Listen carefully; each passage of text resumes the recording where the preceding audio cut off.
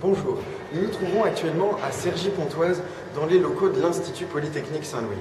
Cet institut abrite une école bien particulière, l'ISTOM. Elle forme des ingénieurs en agro-développement international. Lors de leur cursus ingénieur, les étudiants sont amenés à réaliser une mission d'expertise sur le terrain. Je vous propose aujourd'hui de rencontrer la présidente de l'association ISI, ISTOM Student Environmental Expertise. Amandine Dubourg, bonjour. Bonjour. Notre association ISI, association étudiante, s'inscrit dans une logique de développement durable. Après avoir travaillé au Mozambique, dans le cadre de projets communautaires, notre association a réalisé une mission, une étude de faisabilité sur une petite île malgache, quant à la création d'écologes. Aujourd'hui, ISI s'inscrit dans une autre logique, la valorisation de nouvelles formes de tourisme, le tourisme solidaire en Bolivie. D'accord. Et est-ce que vous pourriez nous apporter davantage de précisions sur le tourisme solidaire, ce que c'est réellement? Bien sûr. Le tourisme, c'est plus compliqué que ça en a l'air.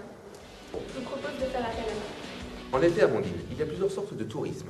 L'industrie du tourisme, qui englobe tous les acteurs. Vient ensuite le tourisme durable, qui mise sur une vision éthique et écologique. Ensuite, il y a le tourisme responsable, qui, comme son nom l'indique, mise sur la responsabilité et la prise de conscience de tous les acteurs. L'association ISI se propose d'étudier un autre tourisme, le tourisme solidaire, qui, lui, se base sur le consensus et la prise de décision démocratique.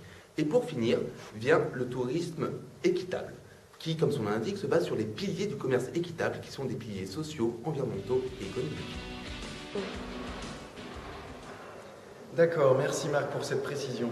On comprend donc désormais mieux ce qu'est le tourisme solidaire. Mais dites-moi, Présidente, pouvez-vous nous expliquer davantage le contexte et la réalisation de votre mission sur le terrain? Bien sûr. Pour les particularités de la Bolivie, voyons avec Judith.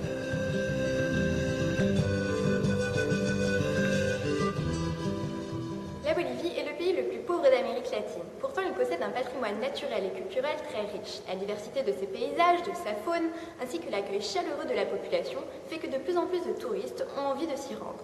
C'est pourquoi, dans l'optique d'une préservation des ressources de ces communautés rurales boliviennes, il semble intéressant de développer une nouvelle forme de tourisme, un tourisme prometteur, recherché, le tourisme solidaire. Alors, que représente le réseau Tusoco? Le réseau Tusoco est une association qui rassemble des organisations de tourisme solidaire en Bolivie. Elles sont gérées par des communautés indigènes et paysannes et l'objectif de ce réseau est de renforcer leur capacité de gestion et d'organisation. Ce qui est visé, c'est donc un développement de tourisme différent qui permet de préserver à la fois leur identité culturelle et leur environnement. Notre association va donc réaliser une étude des effets du tourisme solidaire en Bolivie, avec le réseau Tusoco. Cependant, ce n'est pas notre seul partenaire.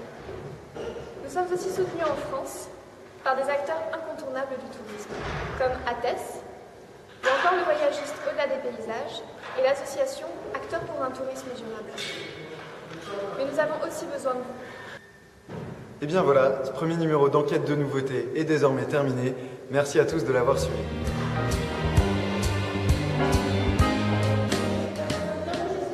Vous pouvez suivre l'avancée de notre projet sur notre site officiel, ainsi que sur les réseaux sociaux Facebook et Twitter. ISI vous remercie.